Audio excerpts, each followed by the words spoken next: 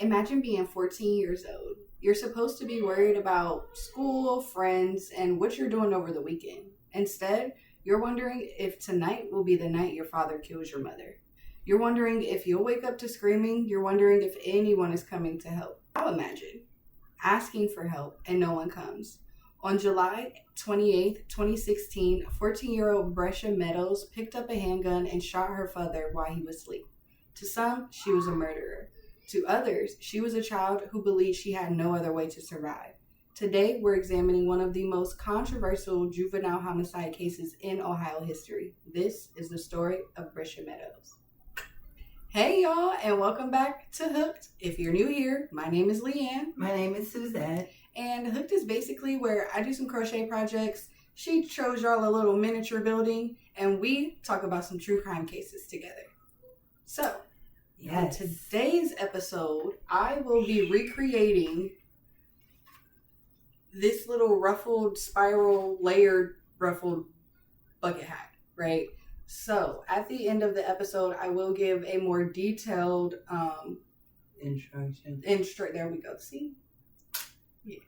Detailed instructions of how we create this spiral. And then if you guys would like, I can also add in a little short of how you do the layered ruffles. Or hell, I can make a short of how you do the whole hat if you want it. You just gotta let me know that you want it. Yeah, you do them shorts, so you only get from me is pictures. Yeah. I can't tell you directions. I have a 3D printer. Yeah. So, also on today's case, the case that we will be talking about today isn't one of the easiest cases that we've done. Honestly, none of the cases are easy that we do, but this one is It's touchy. Yeah, it's very, very touchy. Yes.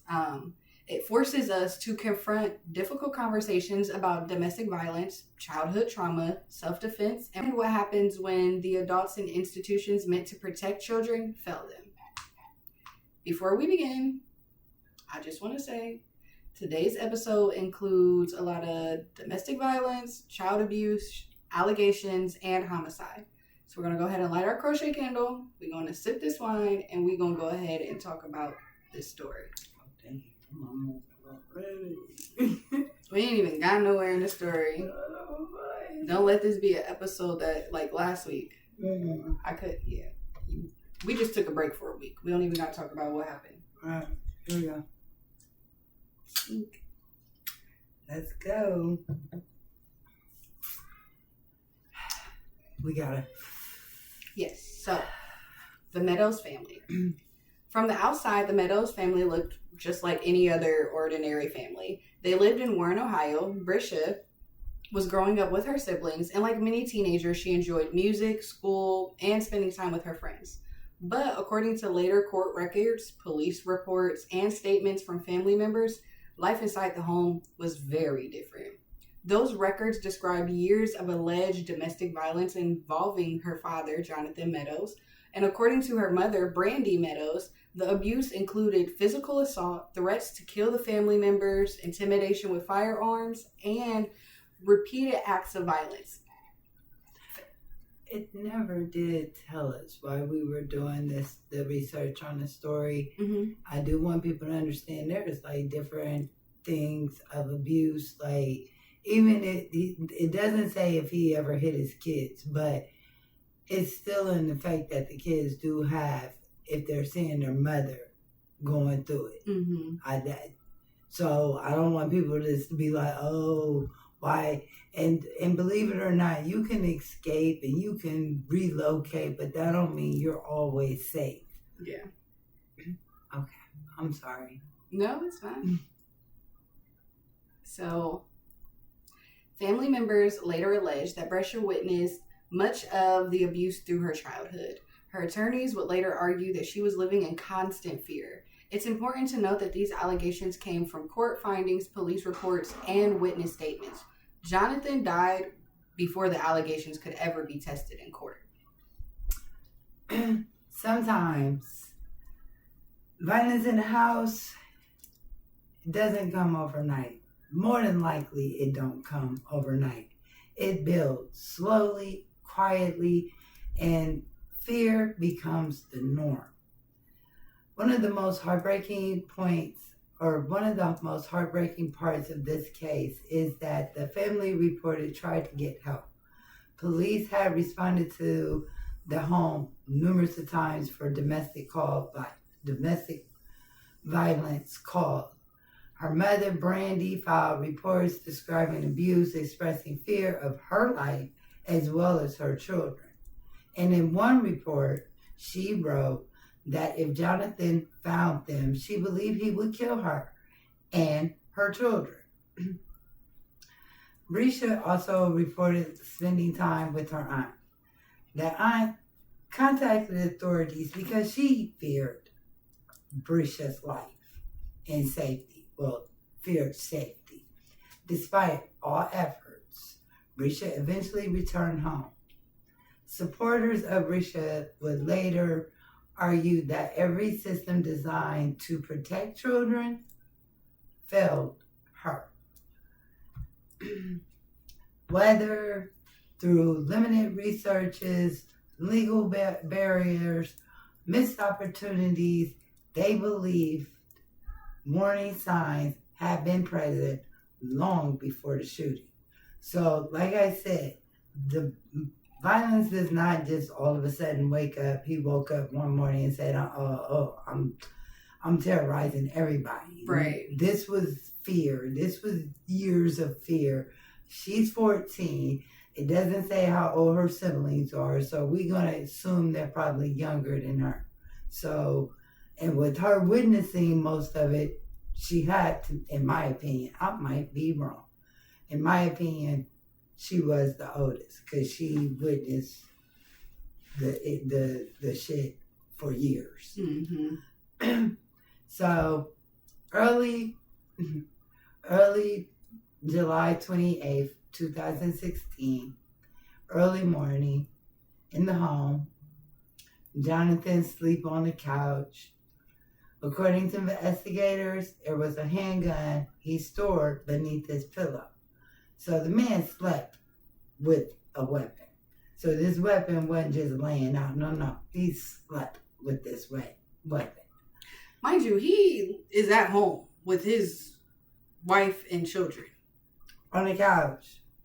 Where he shouldn't sleeping with a gun under the pillow. Yeah. So, yep. I had to take a drink on that. Yeah, I'm sorry. Just think about that part. All right. So, like I said, okay, early morning. I don't know. Maybe she woke up thinking she about to go to school. I don't know. Maybe she woke up this particular day and said enough is enough. And she picked up the weapon. Later, she did say, she described it was a struggle for that decision. She remembered picking up the gun, putting it down, picking it up again, and finally pulling the trigger.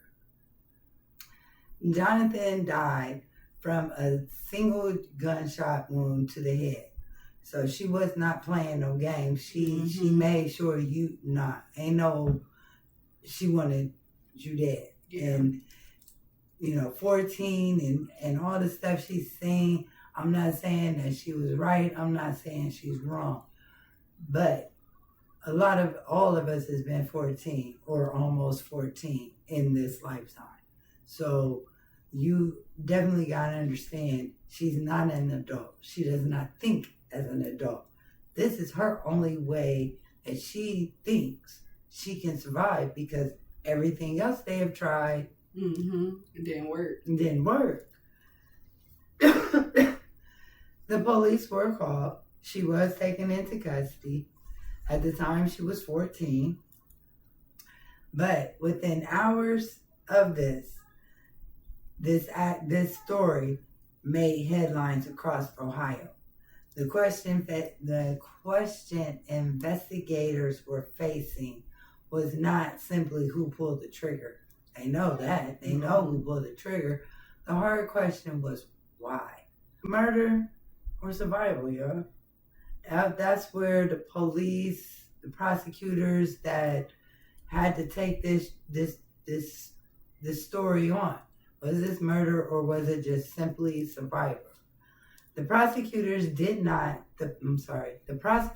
charged her with aggravated murder.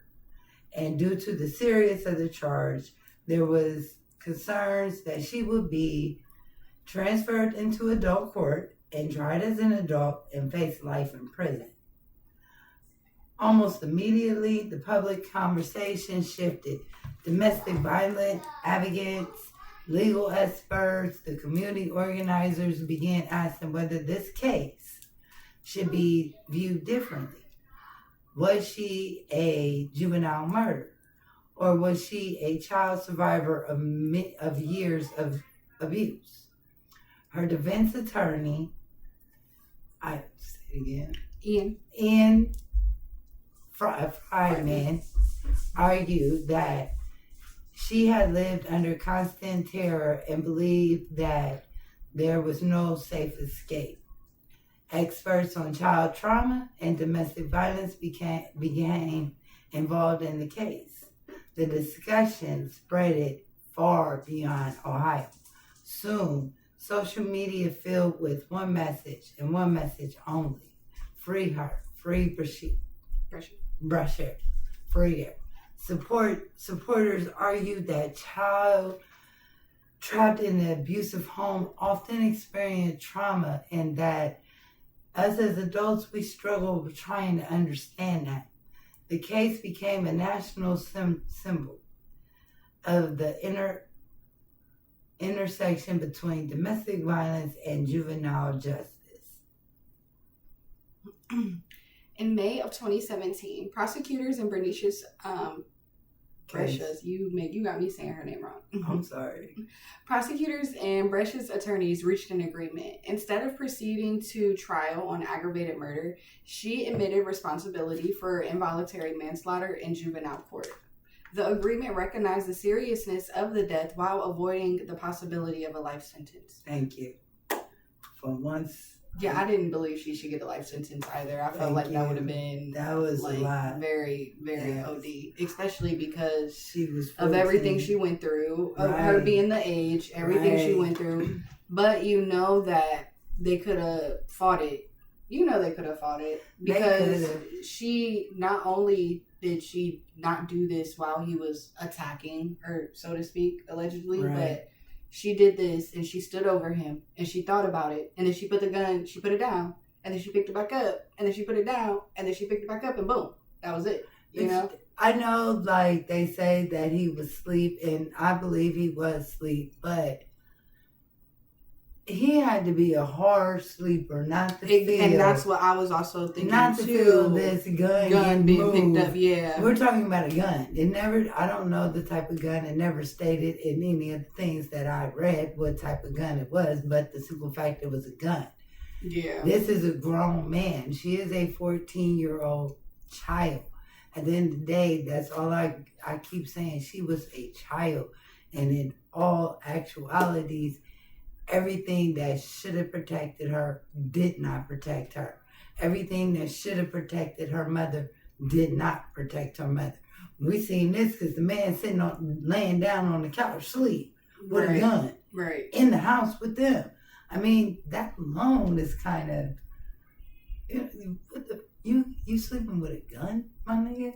Literally, and I was thinking the same thing. Like, why are you just like you sleeping like you fear for your life? And the plot thickens. This nigga over here sleeping like he feared for his life. Like he got to sleep with a gun or something. Like I didn't get that one either. I wasn't. Anyways. But by that point, Bresha had already spent approximately 10 months in juvenile detention. She was then placed in a residential mental health treatment program. The focus shifted from punishment alone to treatment and rehabilitation. After completing the treatment, she was released and placed on probation. Go ahead, I'm sorry. Supporters celebrated the outcome. Others believed the justice system had balanced accountability with the recognition of the trauma she had experienced, which we just said. Right. And, okay, I don't agree with the probation. I want to know how long she got to do probation because in my opinion, probation ain't nothing but a way for them to end up locking you up. Period. Point blank. But I agree with the probation. Because she would have gotten away with shooting somebody like, I mean, I know it was someone that abused her and her family for years, but she would have just got away with shooting somebody point blank range, and she would have got away with murder. Yeah. At the end of the day, so, and she's 14. Murder. So what is that going to tell somebody at a 14-year-old? You know, like, I don't know. I think the probation, yeah, let's keep an eye on her. Because at the end of the day, she did kill her dad. Mm-hmm. Let me continue real quick. But the legal case was only one part of the story. The large conversation had just begun. A national conversation due to the case forced difficult questions into the national spotlight. What happens when a child grows up surrounded by violence? What happens to that child? When you're raised around violence, guess what? All you know is violence, so you're going to show violence. How should justice systems respond to a juvenile kills an abusive parent? It's two sides to that story. And we can see this because there was people that argued he was not attacking her. She was not an intimate danger. What was the reason? And then you got to think about it. Like, do they have to literally be? Can it just be? Y'all want me to defend? It's got to be an all or nothing. My life is in fear for me to. So it just depends. And then this to me is the most serious question. Can trauma affect how we understand criminal responsibility? Can trauma affect criminals? That's basically what they're saying. Does trauma have something to do with a person committing a crime? In children, I feel like in adults, like, you're grown. You should have gotten that together. Like, you're grown. You should have gotten that. You should have been talked to someone. You should have been, talked to God or somebody. You should have had that together. You're an adult. You got responsibilities, type shit like that. But as a kid, especially in a situation like that, there was no help. There wasn't. So like. There wasn't. And even now, like, when I was reading up on this and everything, they still, like, for abusive women, the shelters for them are still, like, stagnant in Ohio. Yeah. They're stagnant. Perhaps the hardest question of all is, what if intervention had came sooner? Could this tragedy been prevented? Hell yes. Hell yes. If someone would have listened to this girl, listened to the mom, I don't think this man would have died. He might have been in jail because, yeah. And that's the other thing. He should have been. Right, because if they didn't have cause for domestic violence, and this was in the years of the 2000s, usually, or now you get so many calls, somebody going to jail, whether it's him, her, somebody going to jail. That's another thing, like, why he never got taken from that house. Why did she get taken, or why did she leave and then have to go back was another thing. Like, that threw me off because she was with the aunt for a little bit of time too. Right. But, also, we don't know what the aunt was going through, and for her to have to go through counseling, she must have had a lot on her mind. I'm going to say that because she went through counseling. And that is something that I very much say that she did need, for sure. For many domestic violence advocates, Bresha's case became a reminder that abuse affects the entire family, not just the intimate partner. Children witness it, children carry it, and sometimes children are changed by it forever. It ain't sometimes. Children are changed forever by it. Mm-hmm. Okay. I'm getting through it. You do make a strong point. But I mean, there's like so many different things. Like, why did she have to go back home? Why he wasn't arrested? You know, so I mean, is this like, this murder could have really been avoided. Yeah. Really 100%. If people were listening and doing their jobs, I feel as if it could have been 100% avoided and should have been. Right.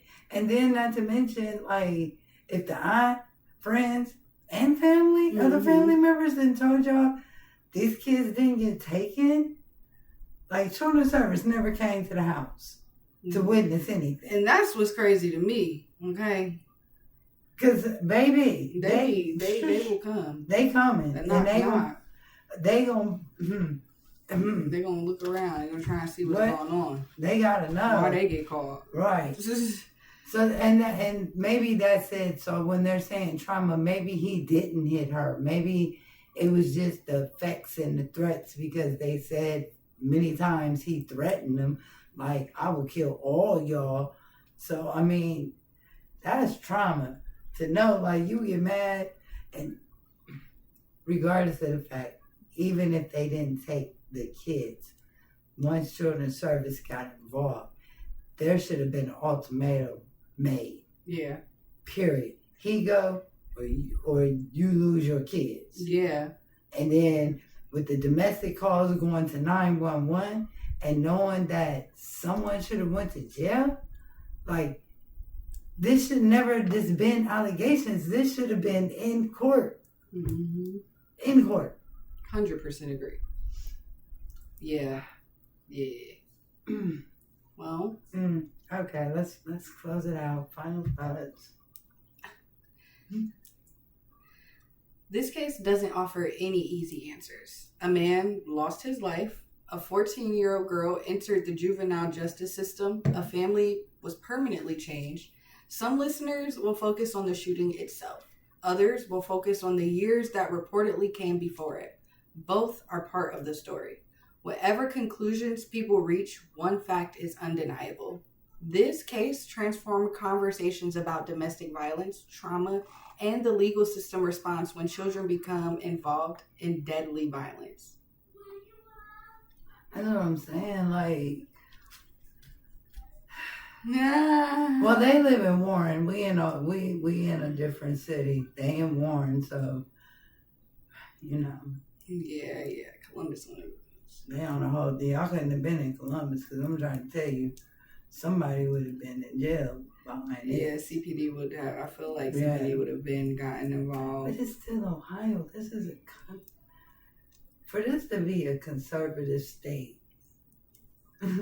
Here you go, politicking. Well, guys. No, I'm just saying, domestic violence run rapid in Ohio. Honestly. Yeah, it does. Well, guys, that was it for today's Stitch and Story session. Remember, relax, release. Don't be somebody we talk about. Because we will. Talk about you. Always remember, stay safe. And stay hooked. Love y'all. Bye. Bye-bye.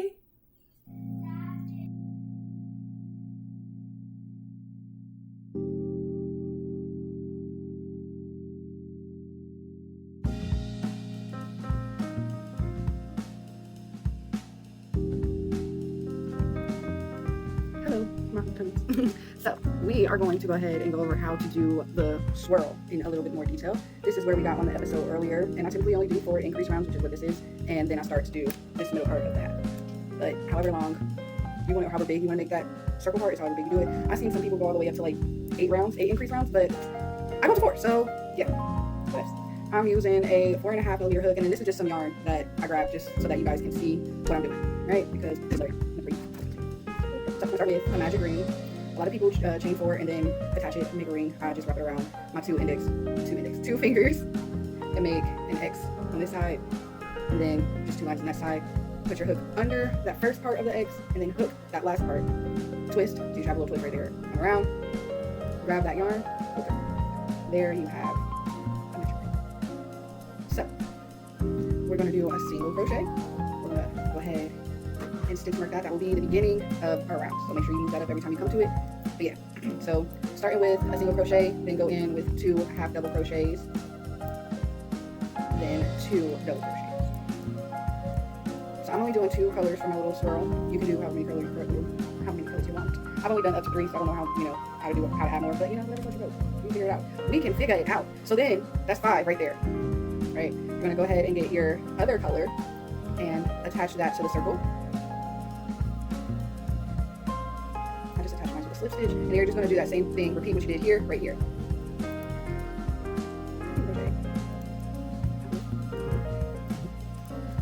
And you're just going to, or you can use a stitch marker, but yellow, right? So we're gonna go ahead and pull the tail. And that, my friends, is being done with that first 10 stitches.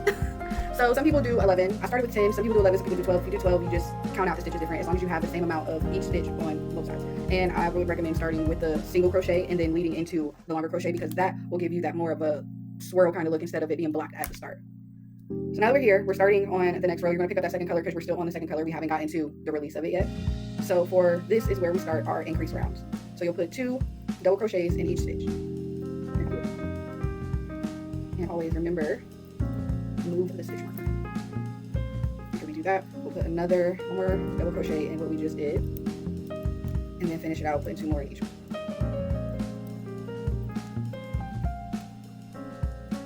Now, here's the last stitch. So I will kind of hold it down because you do have to increase in that round, and typically you will be increasing in that last stitch there anyway, if you did your numbers right. Increase there, and then again, we are going to pull that up and out the way. We're going to continue doing increases in each stitch until we get to our stitch marker. And it's kind of hard to see because it is a single crochet, so you got to make sure you get into that single crochet, that first stitch right there. And that will be 2 double crochets through there. Kind of hard to pull it up, especially on this very first one too. And then we'll finish out the round like that until you get to your stitch marker, and then that's when you know to change. That's where you know that's the end of the row, so you can go up and increase it all the way up to 4. Or however many you get. So here we are at the first stitch. We're only going to put one double crochet in that first stitch and replace the stitch marker. Next one is going to be the increase. Then we'll do 1 stitch in the next one, increase in the next one. Ooh, y'all. Okay, increase in the next one. And then 1. That's not cute. Okay. I swear I know what I'm doing. And I think I'm just moving too fast. Trying to show off. Increase. 1.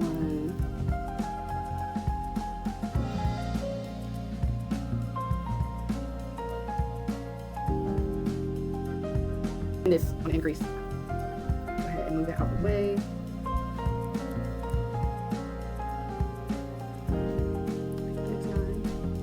And continue with the 1. And you kind of want the colors to chase each other. And that's what makes it this swirl. So you kind of see how that second color is chasing the white on the outside. It's going all the way around and kind of chasing it. So once you get here, there will be no more increases. Once you get to your desired circumference, there will be no more increases, and you just start doing double crochet all the way down to however many rows you want that to be. I typically do like 4 or 5, depends on how I'm feeling that day, because you still want it to come down on your head to at least the eyebrow, top of the ear kind of deal, so that you can add on your ruffles. I love y'all. Bye.